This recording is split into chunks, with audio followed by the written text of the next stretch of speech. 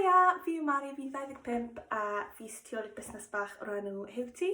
Fi'n sôn eitha lot ar tudalen Instagram fi am hyder corfforol a hot topic fi reit nawr yw acne. Fel chi'n gallu gweld, mae acne fi yn eitha gwael ar hyn o bryd a fi wedi cyrraedd pwynt le fi wedi blino clywed pob ateb sta pawb i acne fi a taw y rheswm mae da fi acne yw bod fi ddim yn yfed digon o ddŵr neu bod fi ddim yn golchi tywel sydd digon aml. Unrhyw absolute celwydd na, mae pobl yn trio gweithio chi yw'r ateb i acne chi. So fi moyn i chi fel fi sylwi taw ddim na beth yw'r broblem. A fi wedi dod ar gwefan yr NHS. Fi'n mynd i ddarllen yn Saesneg achos mae rhai o'r geiriau yn really confusing yn Gymraeg a mae lot yn haws i ddeall yn Saesneg. So, teenage acne is thought to be triggered by increased levels of a hormone called testosterone, which occurs during puberty. So, obviously, dyw torri dairy mas o diet chi ddim yn mynd i newid testosterone chi. It's not going to happen. The hormone plays an important role in stimulating the growth and development of the penis and testicles in boys and maintaining muscle and bone strength in girls. So mae testosterone yn really bwysig, ond hefyd the devil. The sebaceous glands are particularly sensitive to hormones. It's thought that increased levels of testosterone, cause the glands to produce much more sebum than the skin needs. So sebum, ond swnio'n horrible i ddechrau gyda, a mae fe'n really horrible. Sebum yw'r bai, ddim bai chi yw e, bai sebum yw e. Sebaceous glands lubricate the hair and the skin to stop it drying out. They do this by producing an oily substance called sebum. In acne, the glands begin to produce too much sebum. The excess sebum mixes with dead skin cells and both substances form a plug in the follicle. If the plugged follicle is close to the surface of the skin, it bulges outwards, creating a whitehead. Alternatively, the plugged follicle can be opened to the skin, creating a blackhead.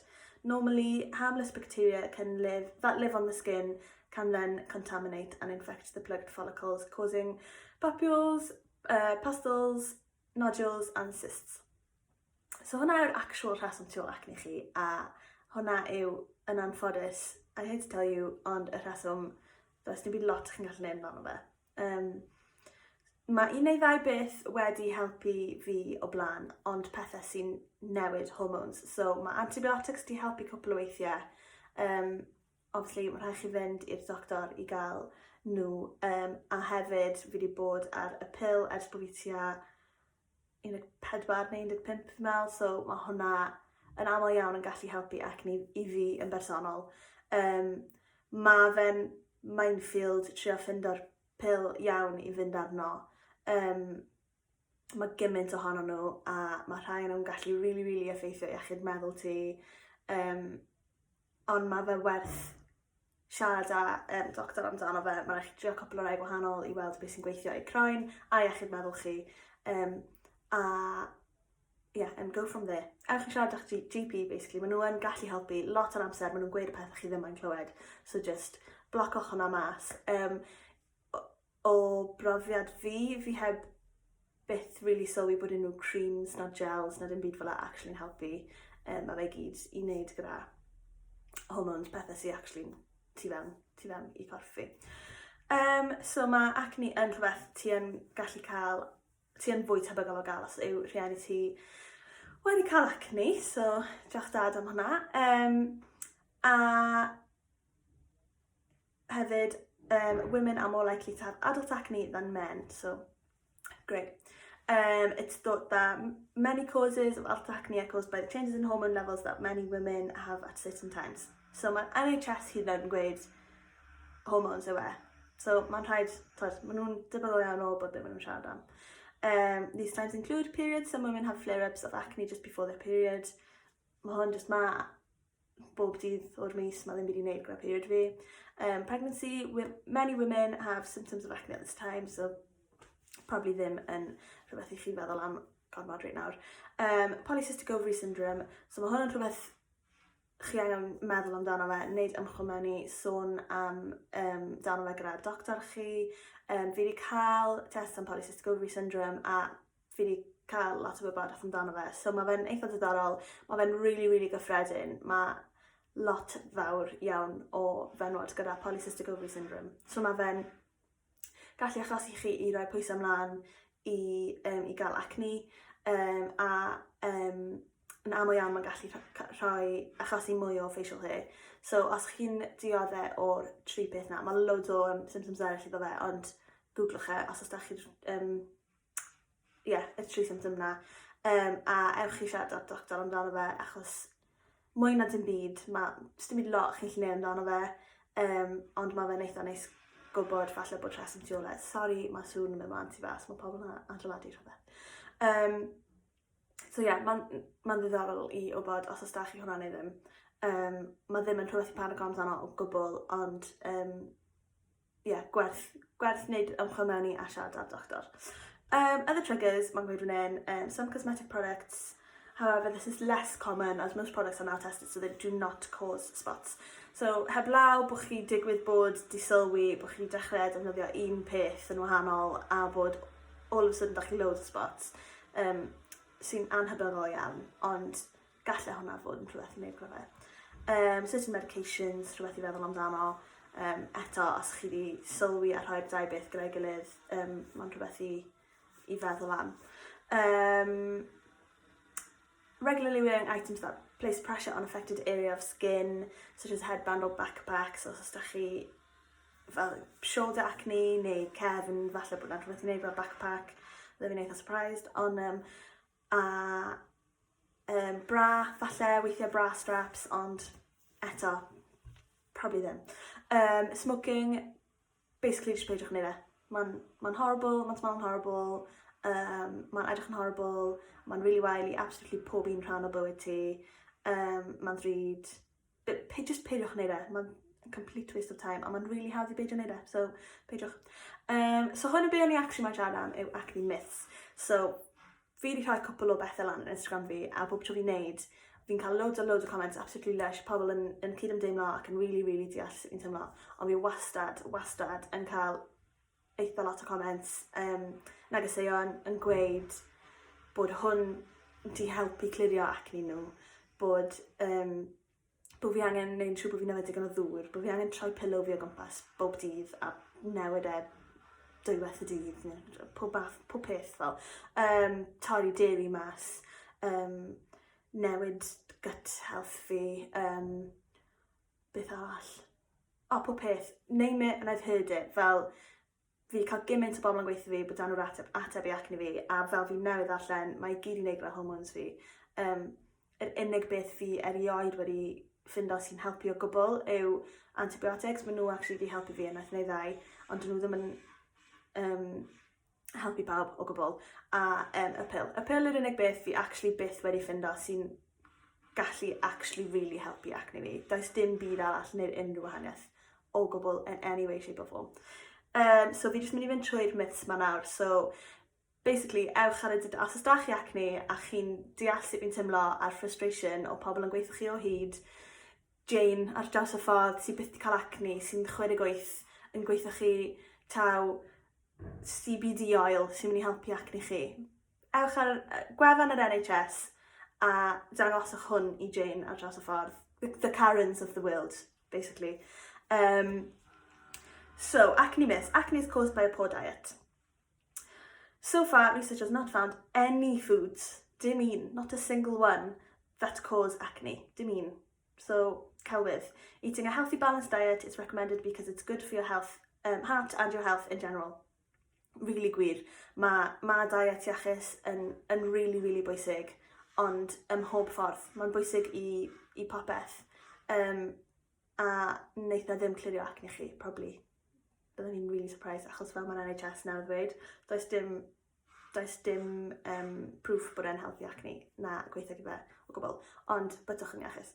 Efo dŵr hefyd, efo digon o dŵr, really bwysig i bywyd chi, mae'n really dda i chi, ond wneith e ddim helpu acne chi, a does dim da chi acne achos bod chi ddim yn efo digon o ddŵr. Cael bydd. a hefyd ymarfer corff, really bwysig. Wneith ddim clirio acne. Sorry. Ond ie, newch y tri peth, ond peidiwch disgwyl iddo fe clirio acne. Squeezing blackheads, whiteheads and spots is the best way to get rid of acne. Ddim yn wir. This could actually make symptoms worse and may leave you with scarring. Mae 'da fi scarring, fi wedi trio fe, mae ddim yn gweithio, mae ddim yn helpu, mae'n really tempting. Fi dal yn wneud pob hyn a hyn, a fi'n really trio peidio, ond wneith e ddim helpu. Mae hwn yn un bizarre, beth i glywed hwn o blaen. Sexual activity can influence acne. Mae hwn really weird. Having sex or masturbating will not make acne any better or worse. Bydde fi wedi meddwl bod hwnna'n eitha obvious. Sunbathing, sunbeds and sun lamps help improve the symptoms of acne. There's no conclusive evidence that prolonged exposure to sunlight or using sunbeds or sun lamps can improve acne. Many medicines used to treat acne can make your skin more sensitive to light, so exposure could cause painful damage to your skin and also increase your risk of skin cancer. So, mae hwnna'n rhywbeth arall fi wedi siarad am. Mae SPF yn really bwysig. Mae rhaid chi wisgo SPF bob dydd, bob un dydd, 25th of December, 6th of April, bob dydd. Chi angen bod yn gwisgo SPF. Hwn yw'r un fi'n gwisgo, mae'n lush, mae'n really soft, mae ddim really smell o dim byd, a mae fe'n really moisturising a soothing. So fi'n mynd i fynd trwy cwpl o'r bethau fi'n iwso bob dydd. So bob dydd, so pan fi'n rhoi bethau ar Instagram fi wastad yn cael pobl yn ateb gyda mae'r face mask yma wedi completely clirio acne fi, neu mae'r cleanser ma'n life-changing, neu beth bynnag. Yr unig beth fi byth moyn clywed fel cyngor wrth unrhyw un yw rhywbeth sy'n mynd i helpu leddfu'r poen, helpu i swddo acne fi a just wneud e'n fwy yn llai crac, yn llai poenus. Na gyd fi moyn. Sa'n moyn unrhyw beth sy'n mynd i glirio, cos neith e ddim, neith e byth clirio acne fi, dim un product neith e ddim. So fi just moyn pethau really nice, calming, gentle, sy'n smell o nice a sy'n garedig i croen fi. So, bob dydd fi'n iwso hwn o Body Shop, so mae fel Body Shop, a maen nhw'n glas, obviously, cruelty free, eitha da i'r amgylchedd, pob peth, mae hwn yn tin, so dim plastic yn involved. Mae fe'n smell on amazing, mae'n really oily a nice. So fi'n rhoi hwnna ar gwyneb sych bob bore a bob nos, a just golchi fe off gyda sponge bach really nice a soft. A wedyn bob dydd fi'n gwisgo hwn, sydd o Bee-leaf, sydd fel cwmni bach absolutely lush o Gymru, a fi'n meddwl Instagram hi yw Bee-leaf Botanics. Mae'n smell on amazing, does dim byd cas yn y fe gwbl, mae byth di stingo croen fi, hyd yn oed pan mae croen fi'n really boenus. Mae hwn just yn lush. Highly recommend o hwn, mae'n smell on ridiculous. A wedyn, SPF, mae hon yn un really nice, ond be bynnag sy'n gweithio chi. Bydde fi yn gweud, iwswch SPF ar wahân, peidiwch iwso moisturiser sydd gyda SPF yn fe, cos maen nhw byth yr un peth. Chi ddim yn ei gael moisturiser mor nice, a chi ddim yn ei gael yr un SPF protection. So, iwswch hwn. Mae fe ar asos a pob peth, mae fe jyst ar bob man, chi'n ffind fe, mae'n eitha rad hefyd. A wedyn bob nos, fi'n iwso eto hwn, golchi gwyneb fi gyda tynnu make-up off os fi wedi gwisgo make-up gyda cadach make-up cloth, ddim face wipes na ddim byd fel la. So just dŵr sy'n arno fe, iwso hwnna i dynnu fe off, a wedyn hwn eto, a wedyn y Bee-leaf Botanics, a mae hi'n neud Bee-leaf Royale sy'n smell hyd yn oed gwell na hwn, a mae'n amazing. Ewch i brynu stuff wrth hi, mae'n lush, a mae o, fi'n meddwl bod i o Gaerfyrddin, so byddech chi'n really helpu rhywun bach lush lleol hefyd. A wedyn pan fi'n tymlo fel bach o treat, fi'n iwso hwn, sy'n fel creamy face mask fel la. So rhoi hwn mlaen a gadl iddo fe, sychu, a wedyn golchi fe off gyda just dŵr a eto sponge bach really nice soft. Fi'n cael hwn o Holland & Barrett.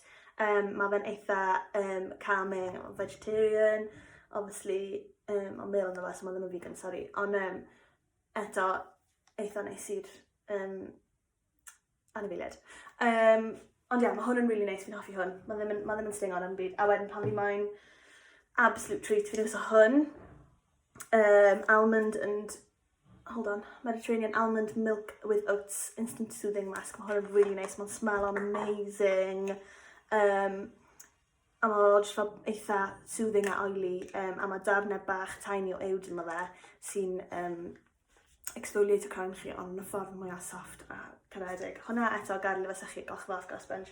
A wedyn cofiwch am eich gwefus, hwn yw lip balm fi bob dydd, SPF 20, dim specifically hon, ond just rhyw fath o sun lip balm, achos mae mor bwysig edrych ar ôl gwefus chi hefyd. Chi ddim moyn gwefus sy'n llosgi o sy'n siarad, mae hwnna'n helpu gyda'r geia hefyd. So ie, nhw'r pethau fi'n iwso a fi'n addoli, fi'n really joio iwso nhw. Na gyd fi really iwso bob dydd, a wedyn weithio pan fi'n teimlo'n really fancy na rhaid make-up plan. Ond rhan fwy o'r amser fi'n eich fel hyn. So, nhw'r pethau fi wedi ffindo sy'n gweithio i fi. Obviously, ewch trwy pethau a ffindo rhywbeth sy'n gweithio i chi. Fel, os chi'n gallu, a fi'n gwybod bod e ddim yn bosib i pawb, ond os chi'n gallu, peidiwch prynu fel moisturiser Nivea o Savers neu rhywbeth, achos dyn nhw just ddim yn neis iawn i croen chi. Lot o amser maen nhw'n gallu really stingo pan mae da chi acne a croen sy'n gas ac yn grech yn barod. Ond hefyd, fi really moyn sgwasio'r syniad bod unrhyw product yn mynd i helpu acne chi. Mae'r nifer o sponsored ads sy'n dod lan ar Instagram fi yn mind-boggling. Fel, fi'n meddwl bod achos bod fi'n siarad amdano fe eitha lot. Ond fi ddim really yn googlo unrhyw beth i wneud gyda product sy'n mynd i helpu croen, dim byd o gwbl fel la. So, mae'n really freak fi mas bod nhw'n dod lan ar Instagram fi o gwbl, ond fi'n cael gymaint, mae pob un o'n nhw'n swipe up to clear your acne, one click to clear glowing skin. Mae'n just yn celwydd, peidiwch credu fe, don't fall for it, basically, yw be fi'n siarad gweud. Fi yn really grach gyda pob un o'n nhw, ond fi dal pob hyn a hyn yn edrych ar un, a fi fel, falle neitha helpu, a neitha ddim, mae byth yn. Fi'n trio bod yn really garedig i croen fi nawr, yn lle iwso pethau sy'n mynd i stripo unrhyw beth, which fi wedi bod trwy blynyddoedd o wneud. Pethau sy'n mynd i actually cael gwared, pethau sy'n cleimo i gael gwared yr oil ar top croen ti, pob math o stwff. Mae hefyd yn really tempting pan mae da chi acne neu croen really oily i beidio moisturiser. A beth sy'n digwydd pan chi'n neud hwnna yw mae croen chi'n completely panico bod e ddim yn cael ei moisturiser, a mae fe'n creu mwy o oil achos bod e'n mewn i panic mode, basically. So, os ydych chi croen sych neu oily neu unrhyw beth in between, cofiwch moisturiser, mae'n really bwysig. Just dweud beth y dydd, chi ddim angen hwnna'n rhywbeth arall, mae'n really tempting pan chi gyda croen gwael i just golchi gwyneb chi drosto, loads. Chi just moyn sgrwbo pob peth off. A na gyd mae hwnna'n mynd i wneud yw really sychu croen chi mas a wneud e'n really grac a sych. So, mae dwywaith yn dydd yn hyn digon, unwaith yn y bore i gael gwared chwys neu be bynnag dros nos, a unwaith cyn mynd i gwely yn y nos i gael gwared pob beth sydd wedi cwmpa'r gwyneb chi yn ystod y dydd. So ie, cofiwch moisturiser a peidiwch golchi gwyneb chi excessively. Be arall mae'n siarad am? Ie, os ydych chi unrhyw broblem gyda iechyd meddwl chi sydd i wneud gyda acne, peidiwch bod yn swil i weid wrth eich doctor, mae'n really bwysig.